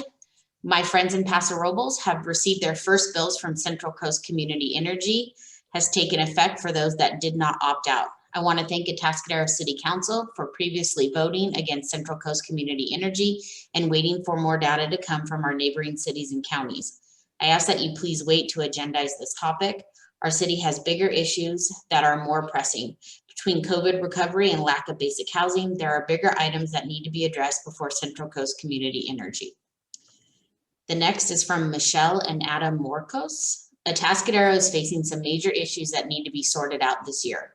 We need better retention for our police force, and we need to help our homeless population. Please do not spend time on agendizing Central Coast Community Energy until you have solved these basic needs for our city. And the final is from Jan Wolf. I appreciate the fact that the Atascadero City Council is continuing to solicit opinions from the community regarding the manner on which the city should prioritize the funds and time regarding Measure D20. The homeless population is huge in our city. Public safety is equally important, and we should be spending our resources on those issues. We should be supporting our law enforcement and fire service staff. We should be trying to find solutions to our growing homeless problem. These issues are very important to me and to my neighbors. I do not hear anyone asking about Central Coast Community Energy. We have all seen the disaster in Texas with the retail takeover of energy there. Please do not agendize this item when our neighbors and friends need solutions to much more important issues. And those are all that we have received. Thank you, Ms. Christensen.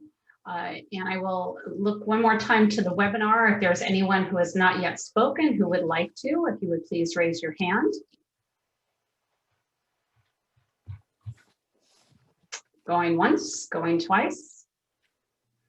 And okay, we will close public comment on this item and bring it back to council. Mayor, we do have one caller just called in. Oh, okay, wonderful. Welcome, caller. Give me 1 second to bring him up.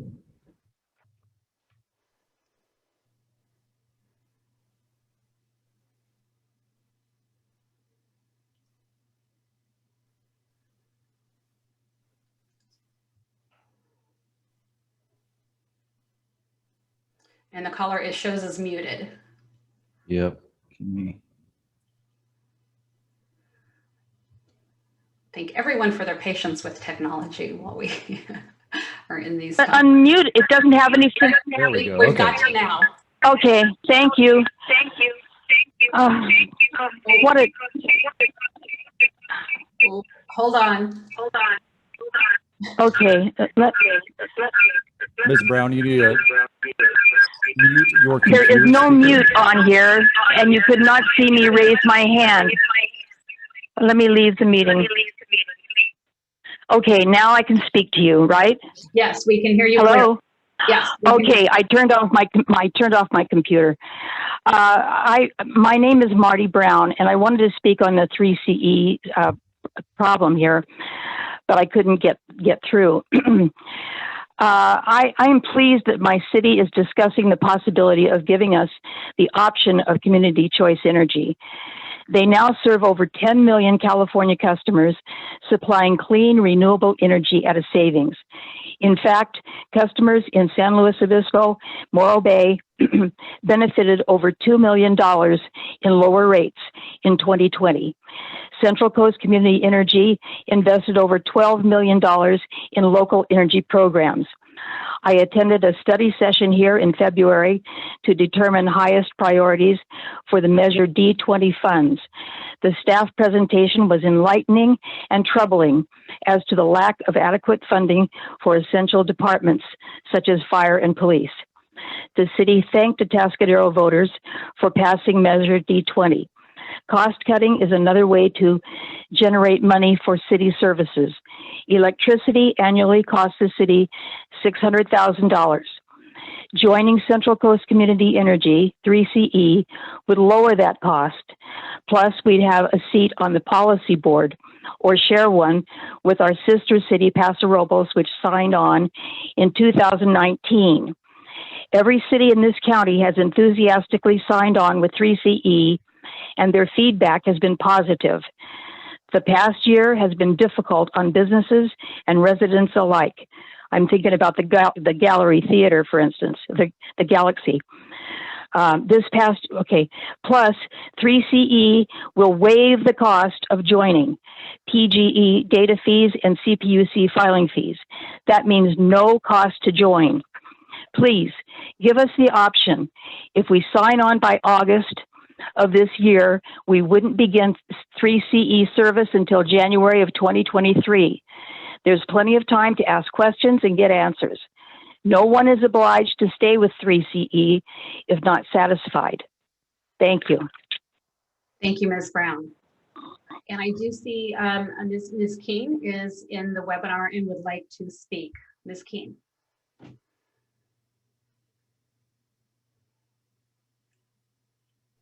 Hello?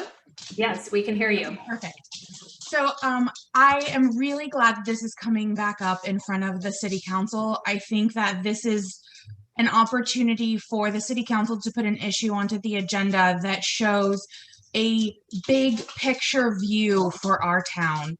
It's a way that we can give an option to people to join into community energy. No one's obliged to join. It's literally called community choice. This is a great opportunity for people to choose the energy that's clean and renewable rather than PG&E. It's an opportunity to save money in our town. It's just, there's so many great things about it. I realize that it will take a lot of staff time to do the proper amount of research and investigation, but as the last caller said, even if we enroll this year, 2021, by August, we don't really join until 2023. And I really don't think that we need to put it off anymore. So I really urge the city council to put this on the agenda as a pretty urgent matter so that we can get it on the agenda and join by August of this year, so that at the very least, we have the choice to join community energy by 2023. Thank you very much.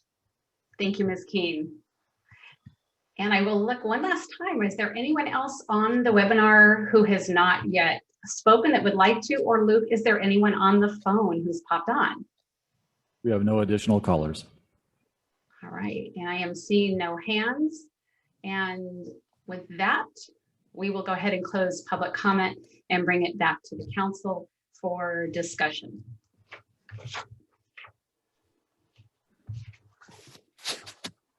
Councilmember Borba. Yes, I held off on asking any questions. For the city manager, one of the things, one of our priorities is economic development, has been, still is. And earlier this evening in our consent agenda item, we, based on our approval last meeting, we authorized the creation of a deputy community development director focused on economic and community development. And I'm wondering to what extent that looking into 3C, to the extent of writing whatever staff report we deem necessary, would be appropriate for that person to do, because this is most assuredly central to economic development, in the sense that I don't want to be soliciting businesses to come to this town and have to tell them we're the only city in the county that doesn't allow businesses a choice and an opportunity to save money on their electricity costs.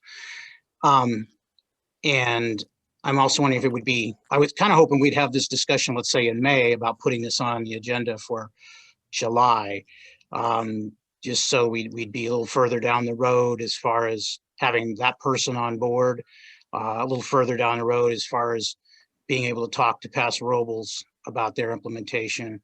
But I'm just thinking that, that person would be an appropriate person to do some of the necessary work, because in my mind, the only reason I look at this is as an economic development tool and opportunity, and also for our residents to have the opportunity to save money and a choice. So I'm wondering if we could comment on how we might be able to utilize that person when they come on board, if we decided, let's say around May, that we want to put this on the agenda for July. And then I did have another question for you.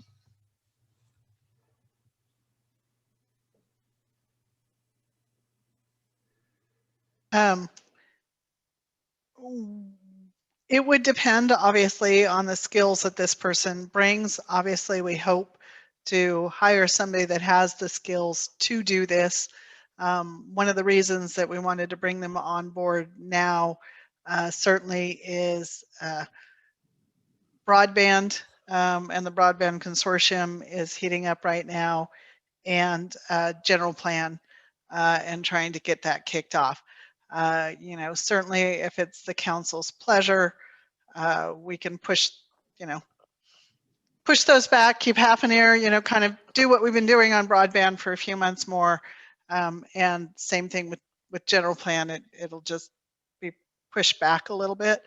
And then also Councilmember Bourbeau, certainly the earlier staff knows what they're putting in their work plan, the easier it is to plan a few months out. We're typically working on agendas of 3 to 4 months in advance. So, yeah. Thank you. Thank you. I think my other question revolved around, I think as many times as we've had kind of abortive discussions on this topic, it's clear, certain questions are clear, and whether they're from the public or whether they're from council members.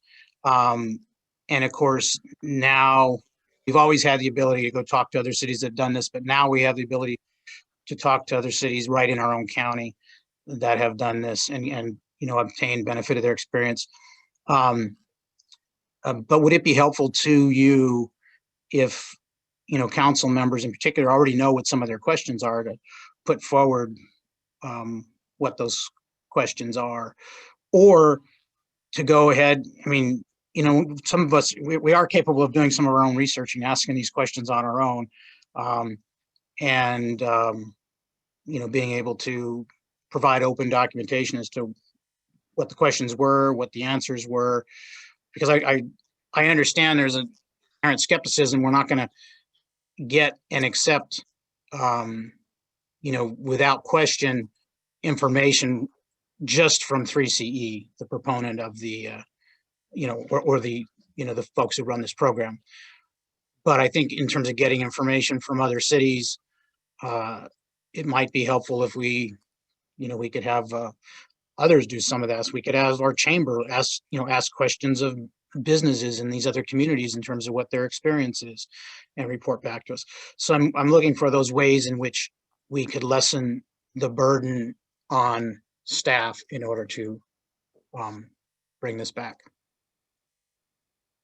And certainly the more narrow the focus, right, and the more acceptance that if questions come up, we don't have those answers, the less staff time it will take. All right, thank you. Member Funk. Yeah, I mean, I think there's a good opportunity here. The clearer we can be about what our questions are and concerns, the information that we have, that both fellow members of the council can look at that, or we can look at it ourselves.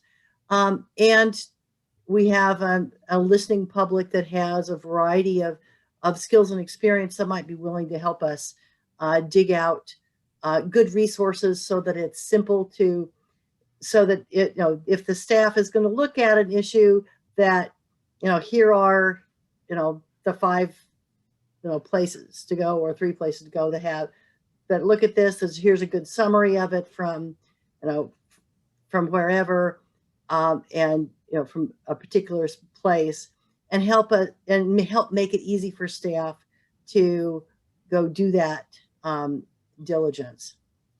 I have. And I'm not troubled by the fact that in making that, we will be getting information that comes from people who have existing positions both before and against this this particular initiative. I worked on a congressional staff at the beginning of my career. And one of the things that was very clear in that environment in Washington was that the best information comes from people who are willing to invest in creating it and summarizing it and making it clear. And those people are people who have an incentive to do so, who have a position on the issue. So you try to get information from people with different sets of perspectives so that you can get a full picture. But it doesn't mean you have to avoid getting information from people just because they happen to have looked at this already and decided that their city wants to do it, or has done it, or that they support it for our city, or that they oppose it for our city, any of those. So I think we can find ways to make this, the research process easy. It's not that complicated. And it does generate substantial savings out into our community for businesses that we want to attract to our community, that we want to support, that are struggling financially. A little bit of savings coming forward helps. It's also helpful for our taxpayers who were there for us and supported D20, a way for them to save a little bit of money on their own power bills, or to get better rates on the solar energy that they produce on their roofs.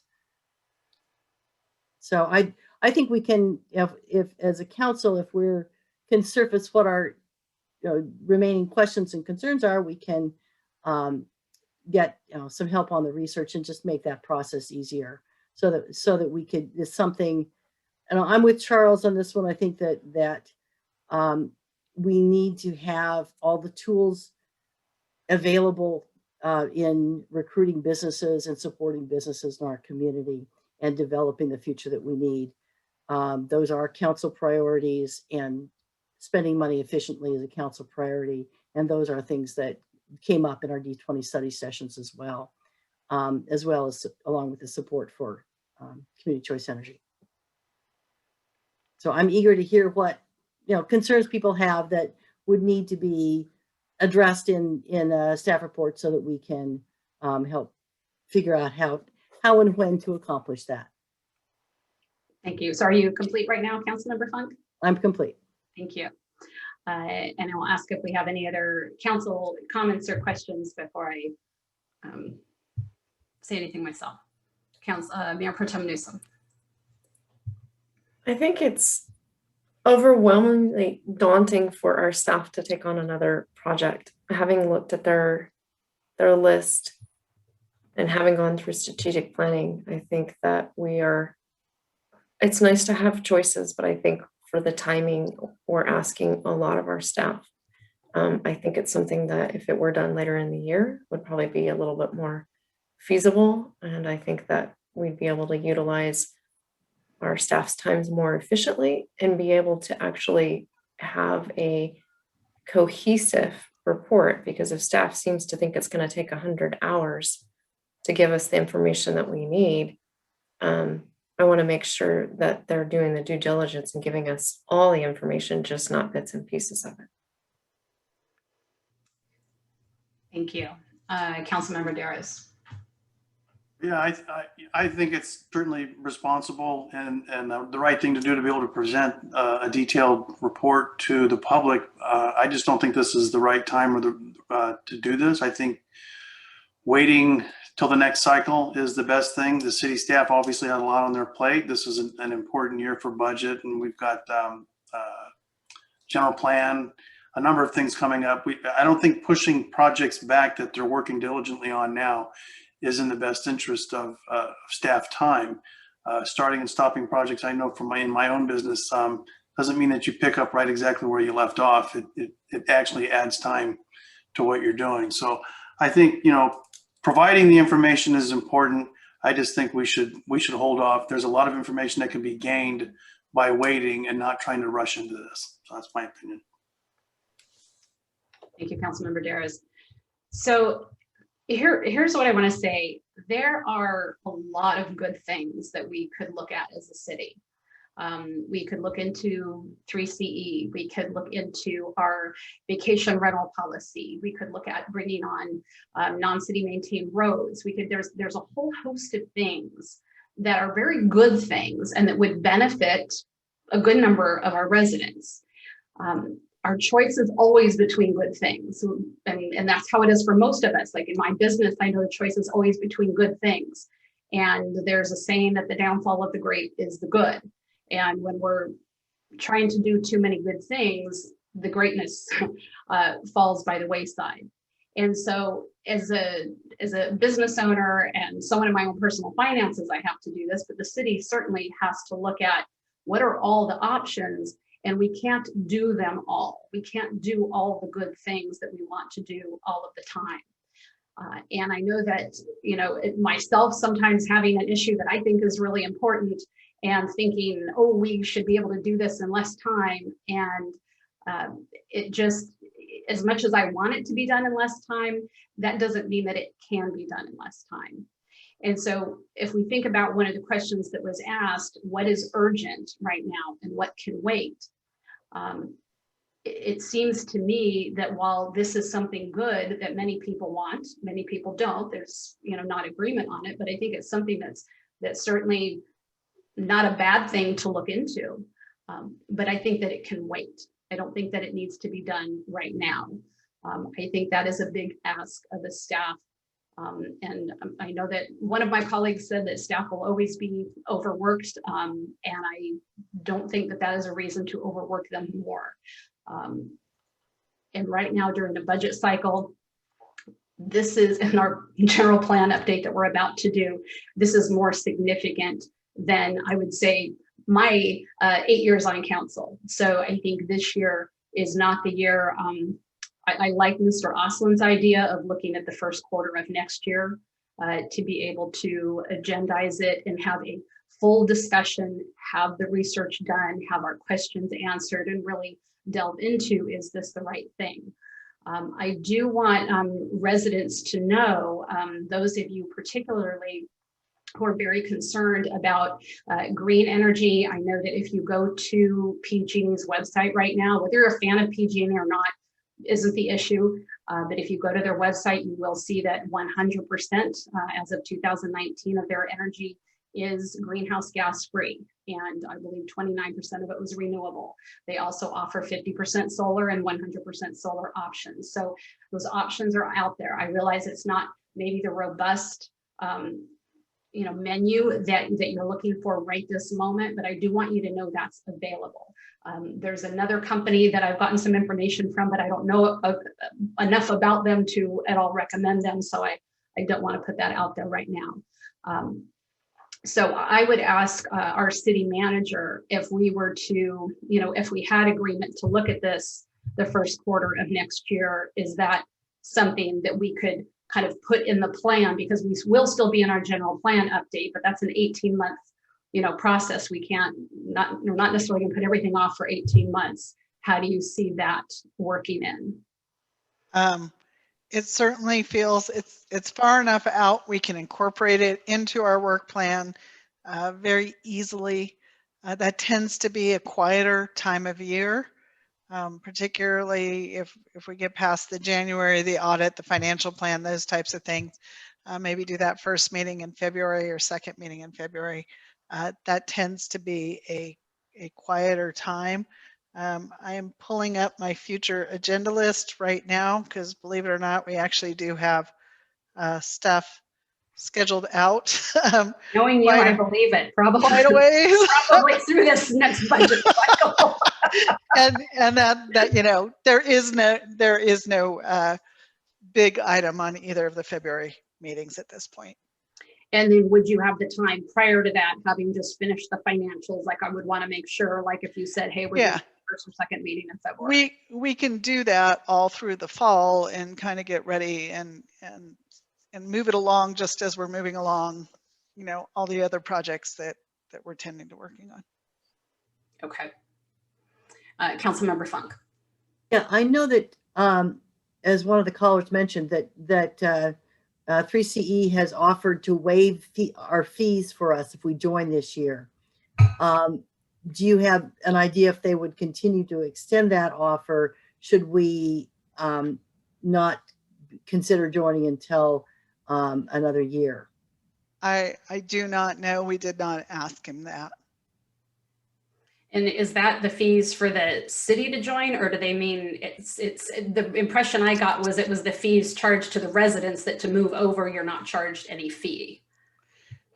They're waiving the fee for the city to join. There's a cost to go through the CPUC process. That was what they're waiving, is my understanding. Thank you. Councilmember Corbo. Yeah, Mayor, I'm glad you brought this up because I was thinking, obviously I'd rather discuss it this year, but I like Mr. Oslin's suggestion, fallback position. And so I think if, you are willing, that we provide staff direction, basically long-term direction, bring this back next February or so, that's a reasonable compromise. Okay. Would we have agreement from the council to look at giving staff, ideally February, but let's say first quarter of 2022, so that gives our city manager the discretion to see where that best fits. But if it can be February. Do we have an agreement on that? I'm good with that. Okay. Yeah, I'd like Councilmember Barbeau, I'd rather see it go forward this year, but I can work with that compromise.